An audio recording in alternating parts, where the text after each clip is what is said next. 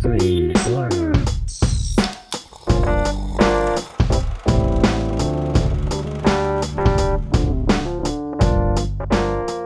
Hello and welcome to Screen Slurps, the movie review podcast where we discuss the good, the bad, and the savage in the world of cinema. I'm Adam Meisner. And I'm Laura Herlocker. And this week, I am a detective. And we gonna figure out who done it. Who done it? One word. Who done it? I never would have thought that would be one word. Well, I think it's slang. But that's how they call it. Like, who done it? Do they make it a word in the South? Is that like, who done it? Who done it? I don't know. It's everywhere now. I mean, it probably began with the British. The British. Who done it? They are the classic murder mystery connoisseurs. I know, I shouldn't jump to conclusions on which region created the If it's one Knives word Out, then it is Who Done It with the southern like Foghorn accent. Leghorn. Yeah, but... But this isn't Knives Out. In fact, we've already covered Knives Out. We are covering a brand new film this week, See How They Run. Get my binoculars up to my face and squint my eyes a little bit, and can I actually see how people run? But well, no. do you get the name of the title? Sorry to jump ahead to the movie. Actually, no, please. Well, you know, the play that's depicted in the movie is called The Mousetrap. The idea of like three blind mice, see how they run. Oh. Connections. Look at all the facts you got. Look at that. Oh, just wait. Well, this week we're talking all about See How They Run, and it is a, as Laura said, whodunit. Whodunit? A whodunit mystery. I won't even try a British accent, so. We're going to stay far away from that this time. I do say a whodunit mystery. Murder. And murder. Now we're... That was a little more French. We're a whodunit. We'll try everything this time. So we're talking all about See How They Run this week, right after we talk about our side slurps of the week. We're going to jump right into it here. We're going to talk all about our side slurps for this week. If this is your first time listening, our side slurps are things we've done other than talk about the movie we're going to be diving right into. Things like watching other TV shows, other movies, maybe even... Life. Maybe catching chickens, who knows? But Laura's afraid of birds. I am afraid of birds, so I would not be catching chickens. I would be staying far away. You don't want to try and catch a... No, they terrify me. I will stay far away from any bird.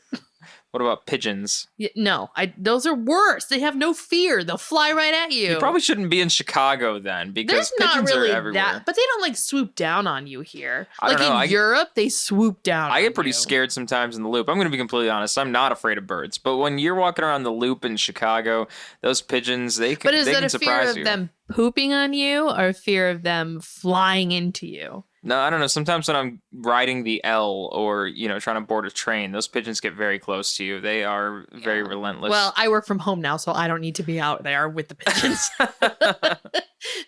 They will come very close to you. That's because they think they're going to be getting snacks from you That's what I'm most of the saying. time. They have no fear, so they'll come right at you. That's why I don't like birds. They have no fear. They will fly right at your face. Yeah. Well, Laura, what have you been up to these past couple weeks? Other than avoiding birds.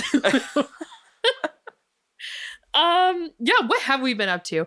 Adam and I, it's been a while since we've recorded an episode, so it's nice to be back. But what have we done during this time? Life has just been crazy, which is why we haven't been able to do an episode.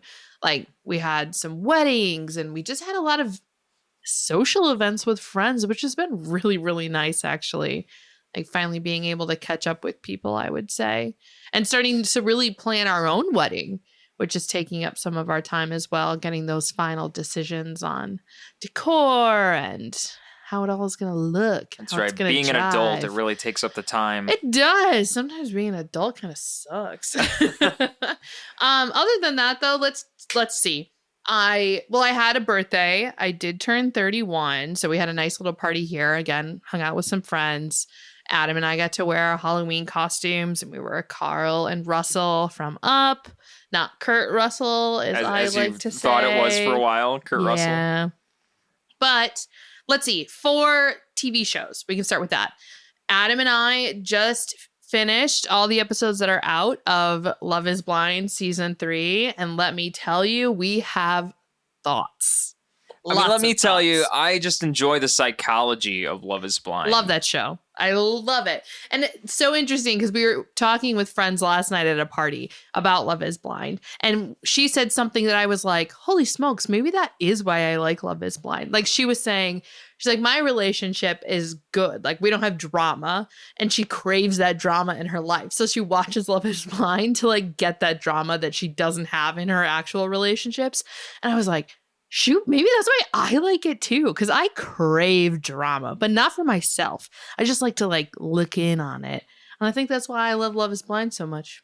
Yeah, I mean, when I was younger, I was really interested in taking a psychology or a sociology class just to try and invest a little bit into understanding how people thought about feelings. See, you're being more scientific about it. I just like the drama. I wanted to know why there was drama. Yeah. I wanted to know what the curiosity, or I had the curiosity to understand why people had drama, what created that drama and things like that. And then to go back to your point, it's kind of like I don't feel that in the relationship that you and I have going on because we're getting married. We're well-adjusted adults with exactly and with a good relationship. To go along with what you're saying, we do not have that drama, and so watching that TV show and seeing all that drama go down, I want to understand, why do other people have that drama going on? What makes that drama happen? Yeah. And so watching a show without me reading a bunch of books on psychology and sociology and things like it's that. It's your way to like see I into watch it. A show like Love is Blind and I see all these people having these problems and I start to think, really, why are these and that's quirks a really and things good that? That's a really good explanation too of why I love true crime stuff as well. Because obviously I don't like murder.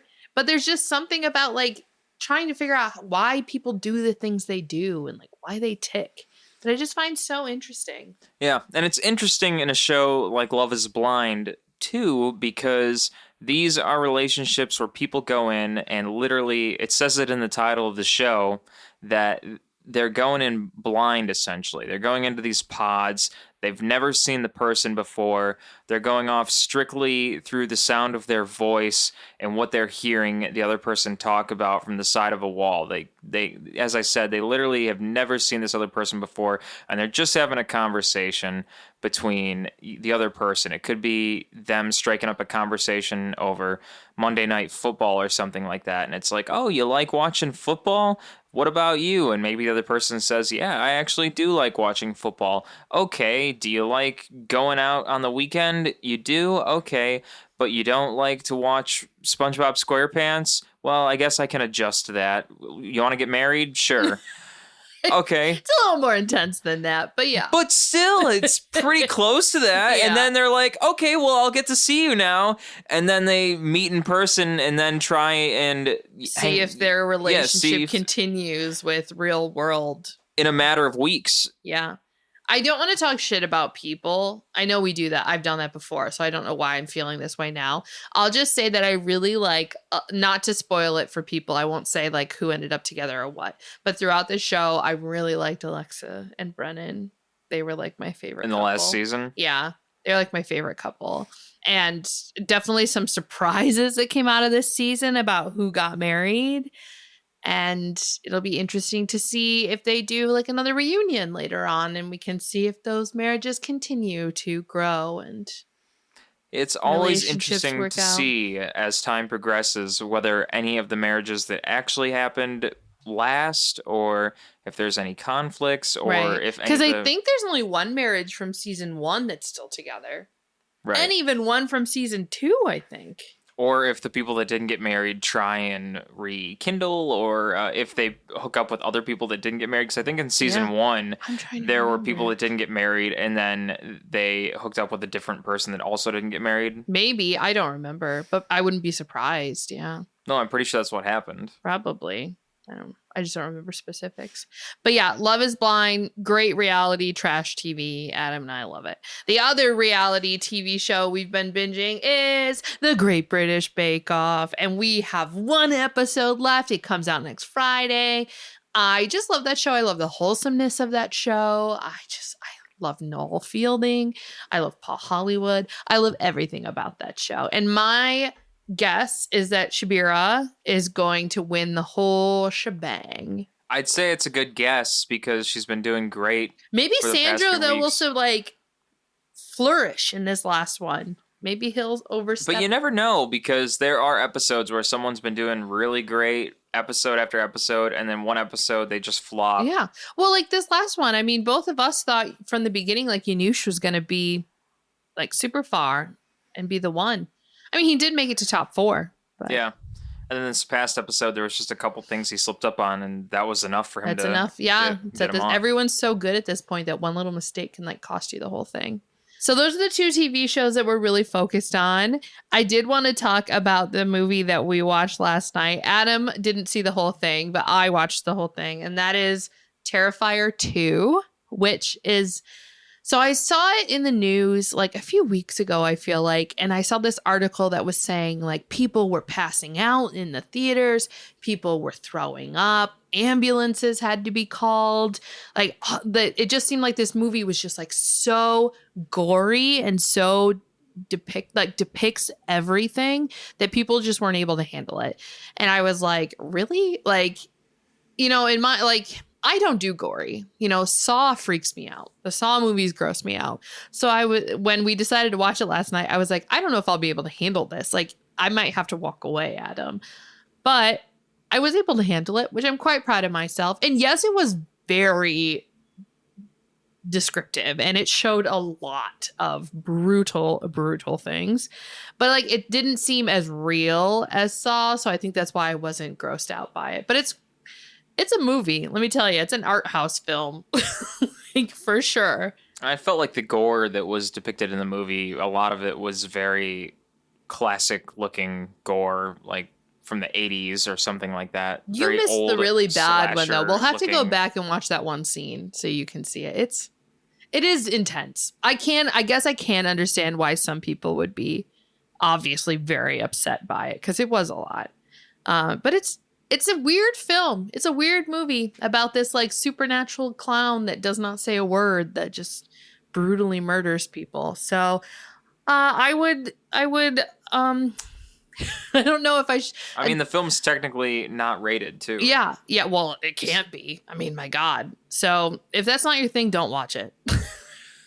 That's all I'm going to say. That's how brutal it is. It was intense. It didn't really make sense plot-wise, but, you know, you're not there really for a plot, right? You're there for horror film. So what horror film has a good plot?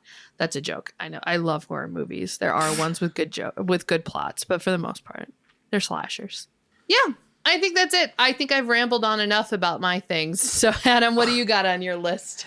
I would say the biggest thing I think that you and I did the past week or two was we went and saw the show 20-Sided Tavern, which I thought was pretty dang funny, since you and I just started getting into Dungeons and Dragons pretty recently in terms of actually playing Dungeons and Dragons. And 20-Sided Tavern is pretty much a show that depicts Dungeons and Dragons as live. They say, there may be some dungeons, there may be some dragons, but it's not trademark. Right. Dungeons and Dragons. It's essentially a live performance form of Dungeons and Dragons with audience interaction as well. And it's like one battle, right? Like one short campaign, essentially, each show.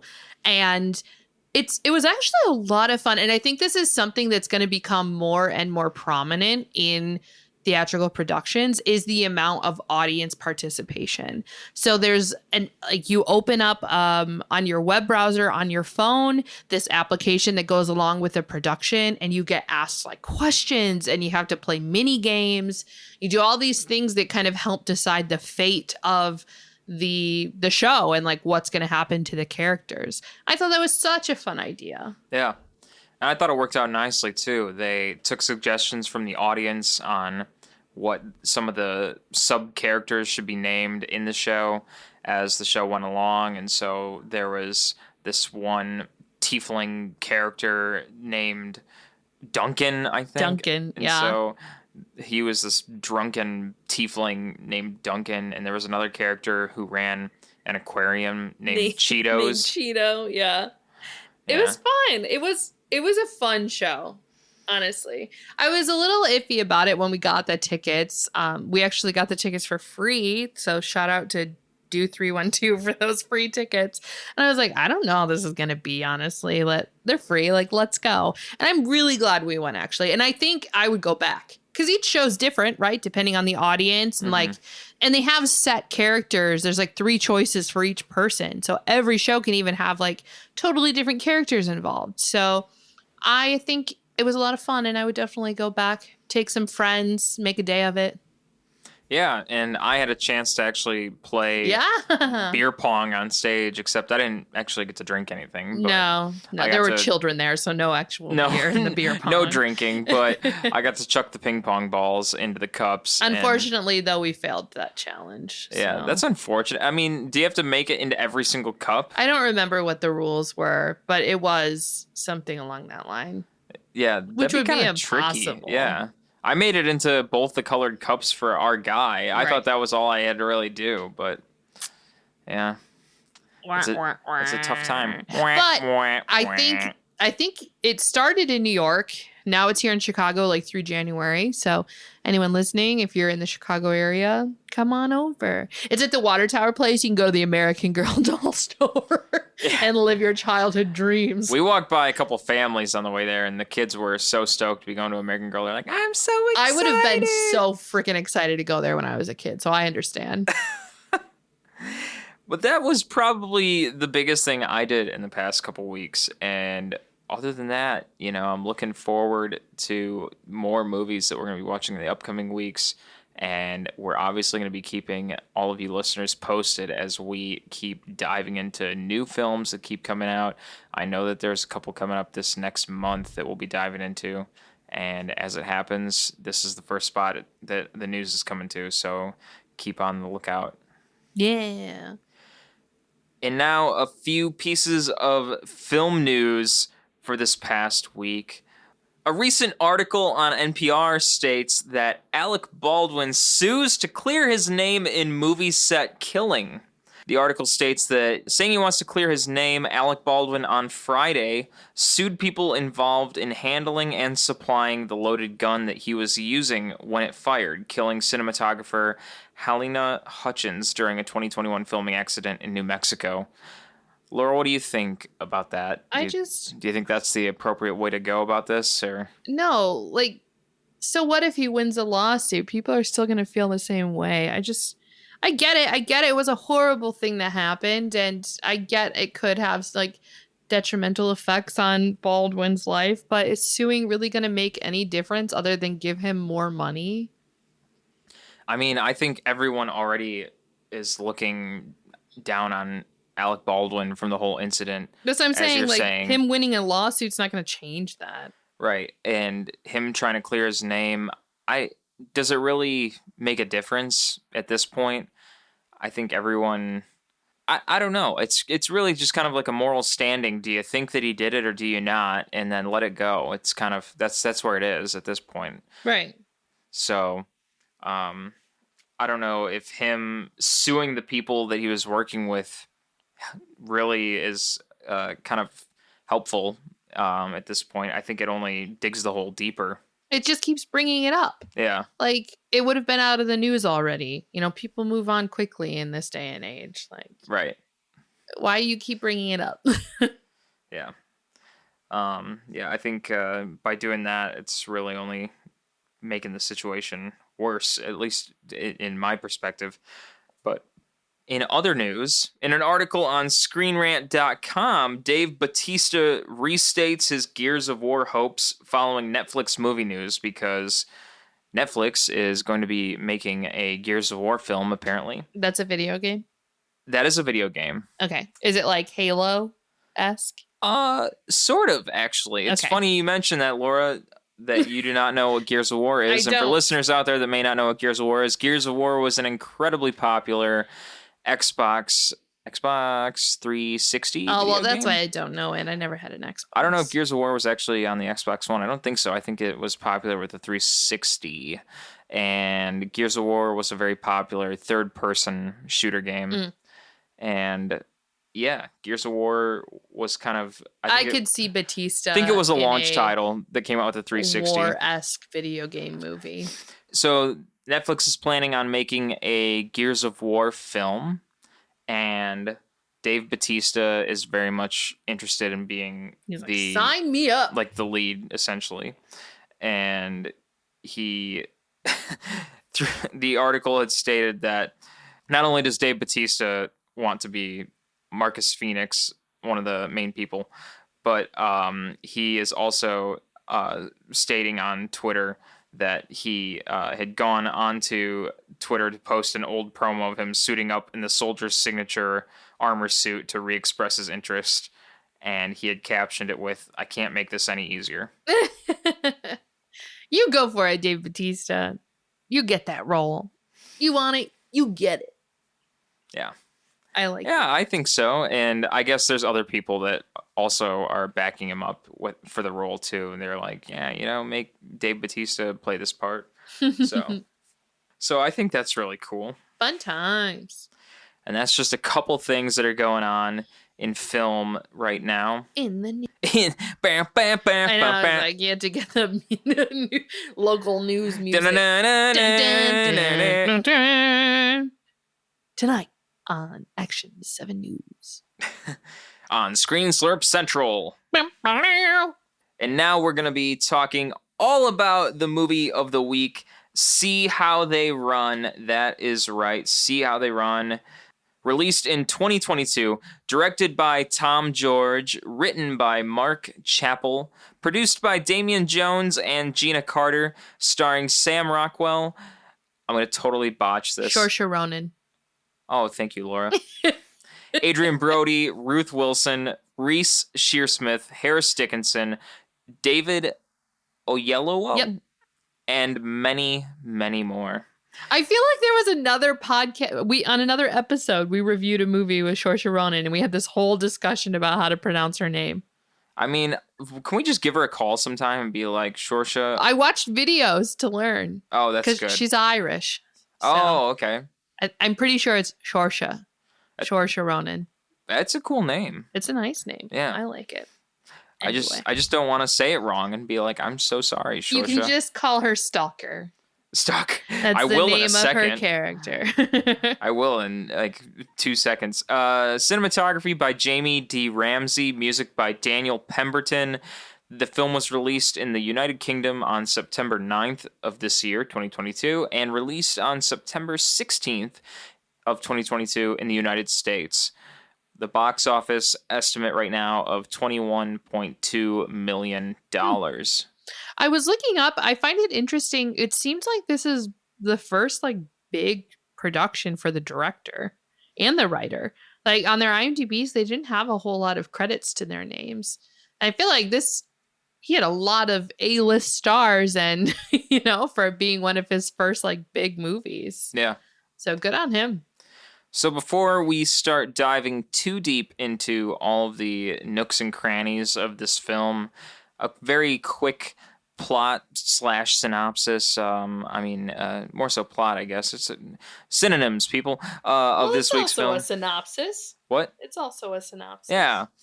So it's whatever you want it to be. Yeah, imagination. So here we go. This is what the film is all about.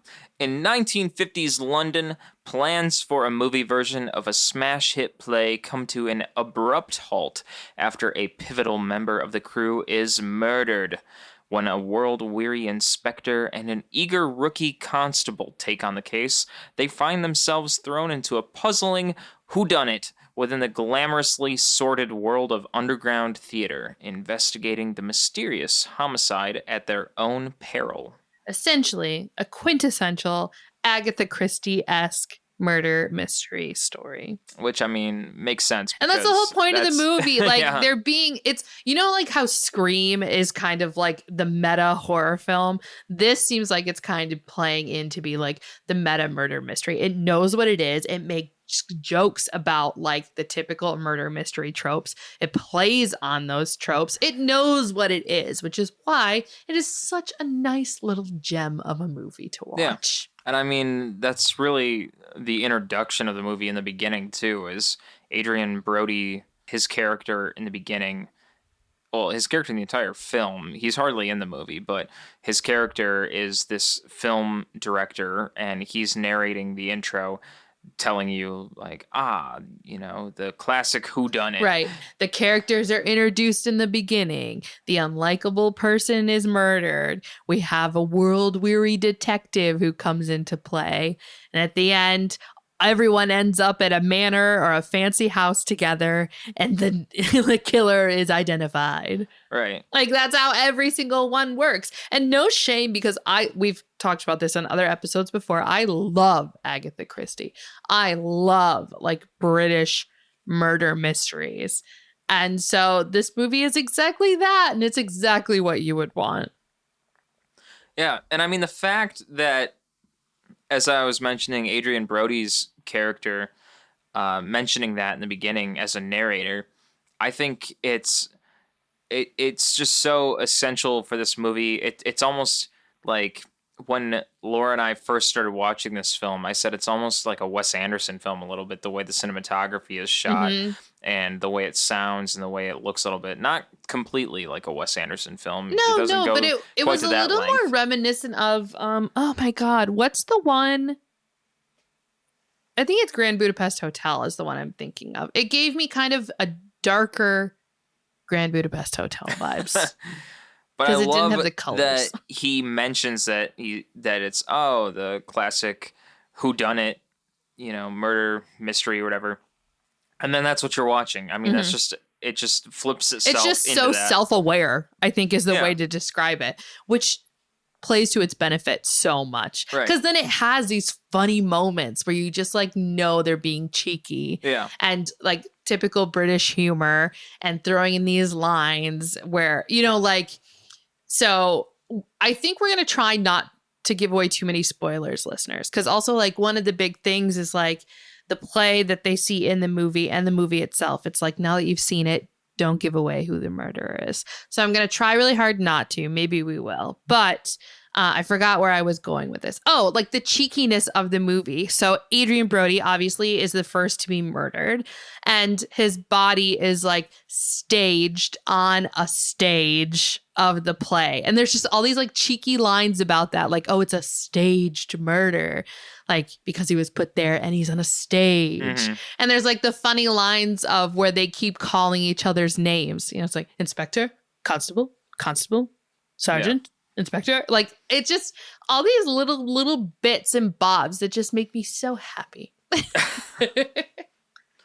Yeah, I mean, it is pretty funny. And I think watching this movie up against another American film, you know, like it, or watching something that's even like a whodunit mystery that's trying to be like this.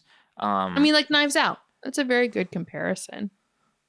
Yeah, I guess. Very similar. But this is in its own realm, honestly. Like, I can't. I think it's just because it's so British.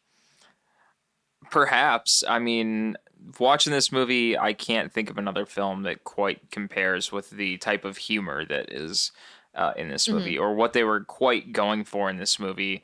I don't think I've seen a movie where it's quite like this movie.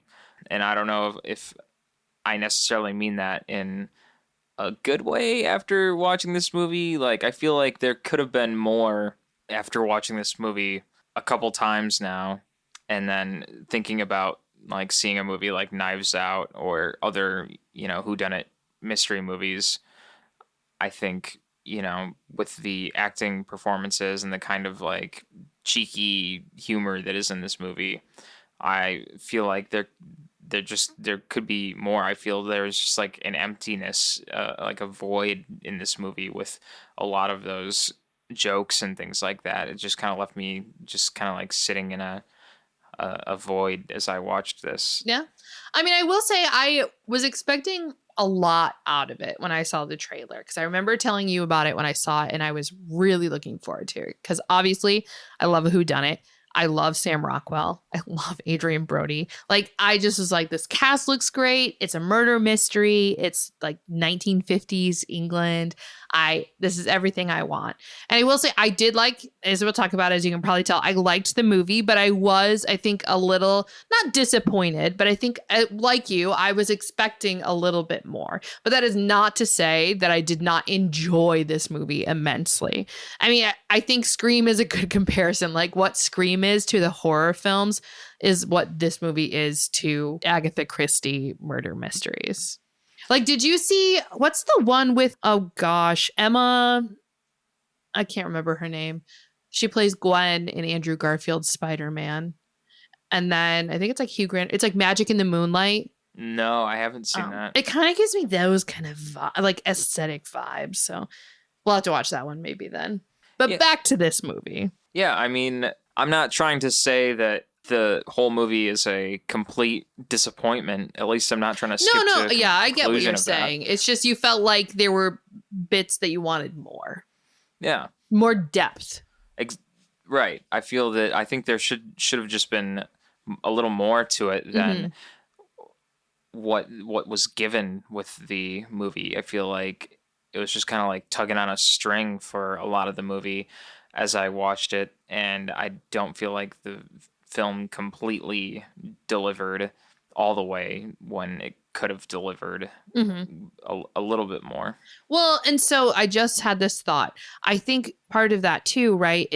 The plot is very much, again, kind of like a cat and mouse. You know, like they investigate something and then they're like, this person then must be the main suspect. And they go after that person and then they figure out it's not them, but they learn something else and they turn to another suspect. You know, very much like how we were talking about Hush. I don't know if that's the last episode we did or the one before, where it was just like scene after scene of kind of the same thing, like the cat and mouse. You just keep doing the same thing over and over. To an extent, this movie was kind of similar, and that but you're gaining more information and starting to piece things together. But at the same time, it's like each section of the film was like they're looking at one specific person. They look into them. They learn it can't be them, but they learn it could be someone else. And so they do the whole thing over again with a different person. Mm-hmm. And I think if you really dig a little deeper into the movie as kind of like an Agatha Christie nerd or a classic play nerd a little bit, then you start to learn that they do have a lot of these hidden gems kind of throughout the film. Very much so. I think if you don't know Agatha Christie, I don't think you'll enjoy this movie as much because there's a lot of Easter eggs in this movie. Like little hints and nods to her and her work. I completely agree with that. So if you know nothing about Agatha Christie or like British murder mysteries, I do not think you will enjoy this as much. You could still enjoy it. You just, I would suggest maybe digging a little bit into the background on the hidden trivia that they might have online that you can find. Like, for example, there's one little line in the movie where the hotel like concierge guy is taking Stoppard and Stalker to Adrian Brody's character's hotel room so they can like investigate it. And he has this accent. He kind of sounds French. And Stalker's like, what part of France are you from? And he answers, I'm not French, I'm Belgian. And that's like a little Easter egg to Poirot, who is Agatha Christie's one of her main protagonists and detectives that she always wrote about, who was Belgian. You know, there's like these little things that come in that you only would catch if you know her work, like know the genre. There's a handful of other fun facts that I found online regarding Agatha Christie and the connections in this movie, which I'm sure you can find plenty more. Oh, there's so online, many Easter eggs. A few that I found were, one of them was at one point someone says of the mousetrap, it's not Hamlet, which in reference to that, the play within a play that appears in Act 3 of Hamlet is called The Mousetrap. See? Like all these just little like nerdy fun facts I just love so much. So much. And another fun little fact is that in the play, there is like a radio broadcast that comes across during the play. And actually, the recording that was used in this movie is the exact same recording they use in the live production. And it was recorded in 1952. It's the recording that's been used since this play began in the 1950s on the West End. Yeah, that's pretty crazy. Which is so fun. Like, what a good fun fact. So I guess to set the stage for the movie, maybe, as Adam said, it's like early 1950s, like 52 or 53 in London. And we are seeing like the 100th production of The Mousetrap, which is an Agatha Christie play. And which in real life is also same thing. The play did premiere in the West End in 1952, and it is the longest running production, like play ever. It still is shown today. I think there was one brief pause during the pandemic, but otherwise it has been in production since 1952. Which is nuts to think about. Like that's something that's lasted that long. But so we're at this production of The Mousetrap and we're introduced to all of these characters. So we have Adrien Brody, who is the American director who's brought in to help make a film of The Mousetrap.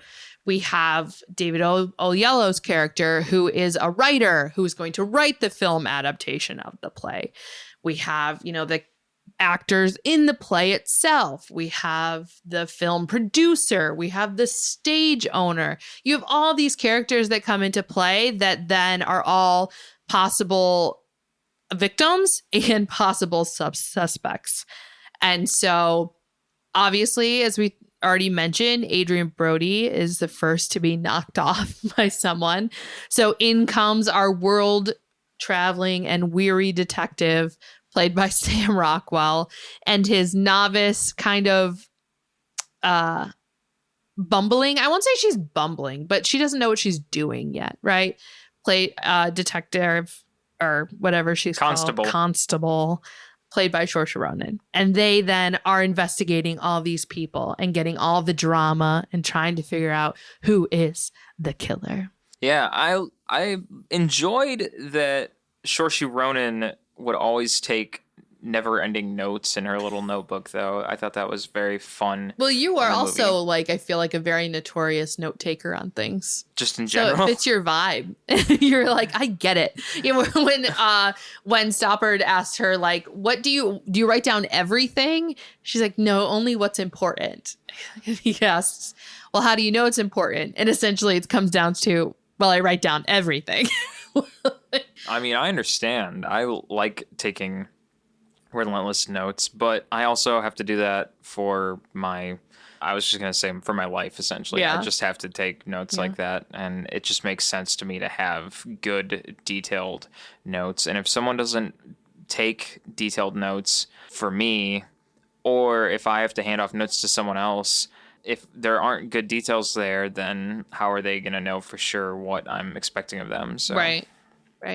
Can I ask you, Adam, did you have a guess of who the murderer was, like early on in the film or throughout the film? Honestly, no. I never wanted to jump to an assumption, so I figured as I watched it, I would think maybe it is the inspector.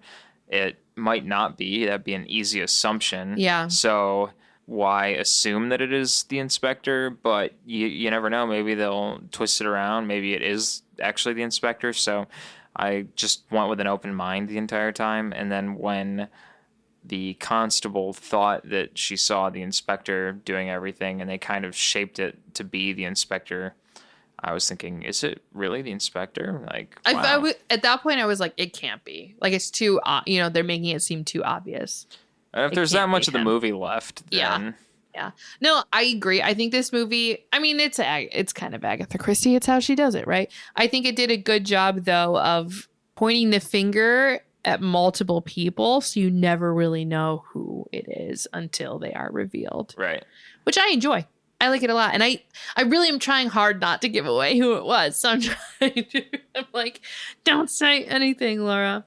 But yeah, I think aesthetically, the movies I loved so much. Like the costumes and the cars. And like you said, kind of this like quirky, not totally Wes Anderson, but a bit of a Wes Anderson vibe to it. Mm-hmm. I thought that was all done really, really well. And the actors are all amazing. I mean, it's an A-list cast that we have going on here.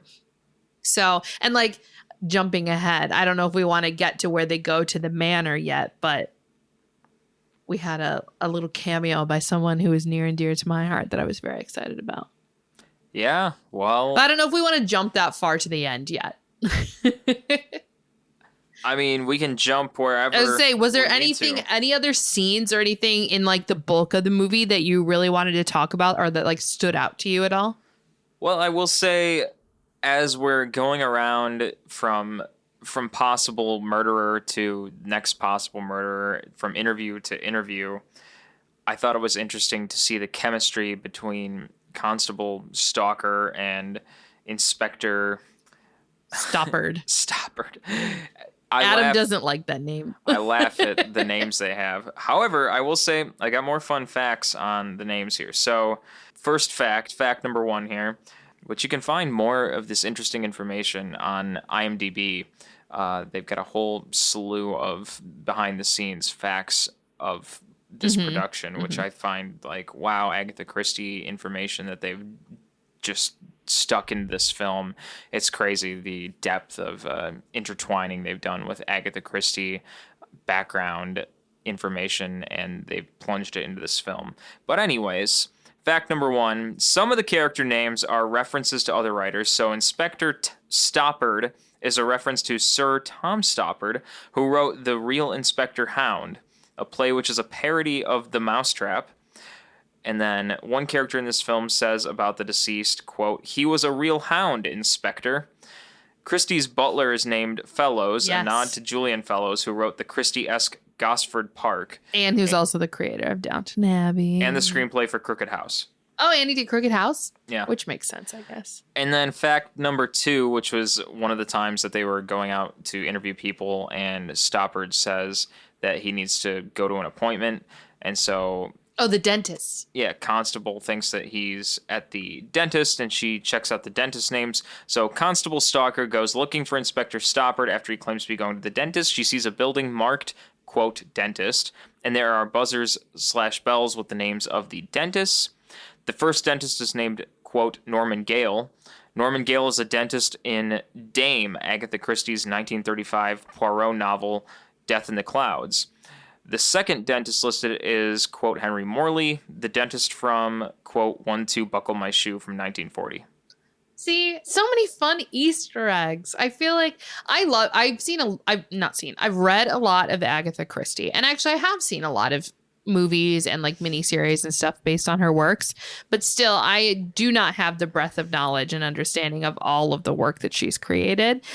So I can't imagine someone who does really know her work, like the enjoyment they had watching this movie and catching all of those little Easter eggs. I wonder, for the creators of this film, the writers or the director going back here, Mark Chappell or Tom George or anyone else, maybe Damian Jones or Gina Carter, the 2 producers, I can't imagine the amount of time the 4 of them spent, or anyone else working on this film, maybe team...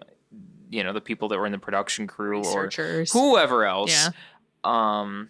The time they spent just researching through. Agatha Christie and just diving through all of that. I imagine that Tom George, the director, and Mark Chappell, they were probably the ones that were the first to think, like, what about Agatha Christie can we really just sink our teeth into and just kind of connect the dots on to be like, this book, I want there to be a connection here. I want there to be a connection with this. I want there to be a connection with this person's name here. So that's a lot to do, and I applaud them for at least doing that. Definitely. So I think I want to jump because I want to give my little cameo that I love so much. So as we explained in the beginning, whodunits follow a similar trope, right? And as they all come to be, all of the suspects end up at one fancy country house together. Where we all want to live, right? And of course, guess whose house they all end up at? Freaking Agatha Christie's house. And do you know who plays Agatha Christie? Oh, it is the actress that plays Moaning Myrtle in Harry Potter. And you can ask Adam. I didn't even see her yet. I heard her voice and I was like, oh, Adam, it's Moaning Myrtle. And then I saw her face and I was like, it is her. Oh, that was such a fun cameo for me. I was very excited. She's the perfect Agatha Christie in my mind.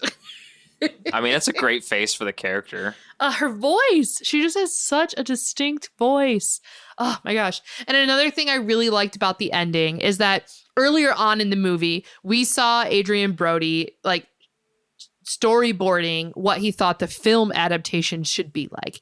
And it's this whole story about like the detective hero coming in with his gun and he shoots the killer like in the stomach, in the knee, but then his gun jams. And then the killer shoots at him and his partner saves him. And would you believe that is exactly what happens, like shot for shot in the end of this movie? I will say I did expect that to happen though, because I loved it. It was a good bit of foreshadowing. It made me happy. I was thinking as soon as he was doing that in the movie, like this would be a great way to end the actual movie. I bet they're going to set it up that way. Even the explosion and all. Yeah, because the Molotov cocktail. Ugh. Yeah. I loved it.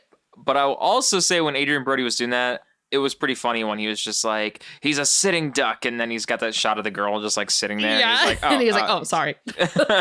This isn't part of the story. No, I see that. I love that it knows what it's doing. You know, it knew it was forced. Like they knew people would be predictable and like they would know, but still they did it. Yeah. I think that's fun. So that is what happens at the end. They catch the killer, obviously. Mm-hmm. Stoppard gets shot, but he's okay. Don't worry, everyone. Yep. And then Constable Stalker. Oh, something I did want to talk about. So, and I think this is something that could have been delved into like way more even in the movie.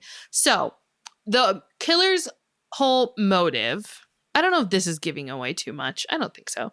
So the killer's motive is essentially that the crime that the mousetrap is based on, in real life, he was involved in that happened. And so he was murdering these people to try and stop the play and the movie from happening because it's exploiting his life. You know what I mean? Like it's exploiting his trauma and what happened to him.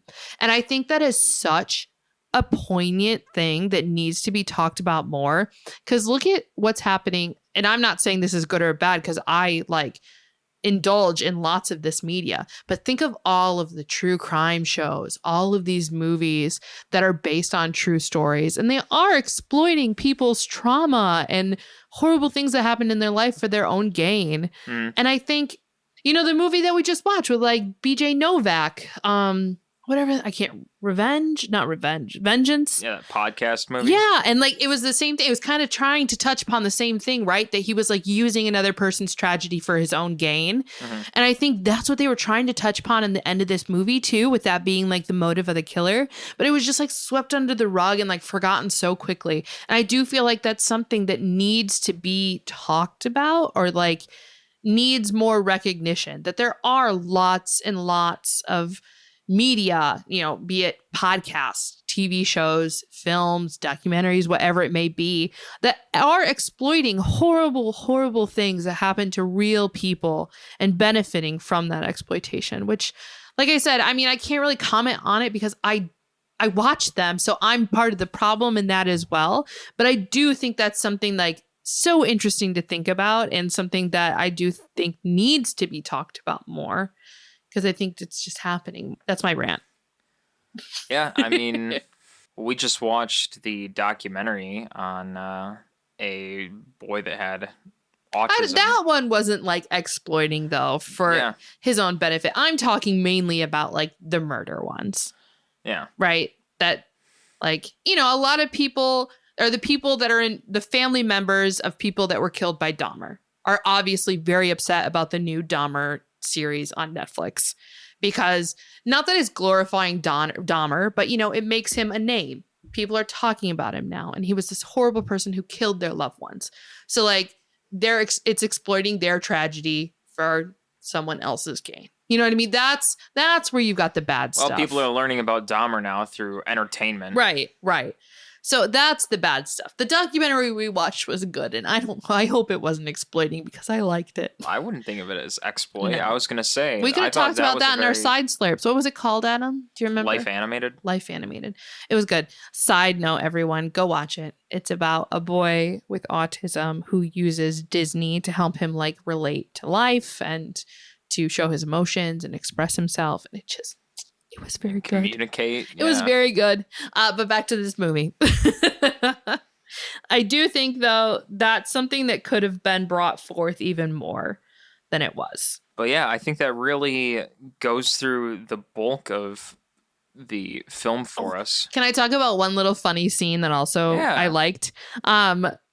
So during that storyboarding bit, when Adrian Brody is talking about how the movie should end, you know, obviously the detective has a gun, and the other two people who are in the room with him are like, well, where would he get the gun from? And Adrian Brody is like, well, he's a cop. Like, of course he has a gun. And they're like, well, British police don't carry.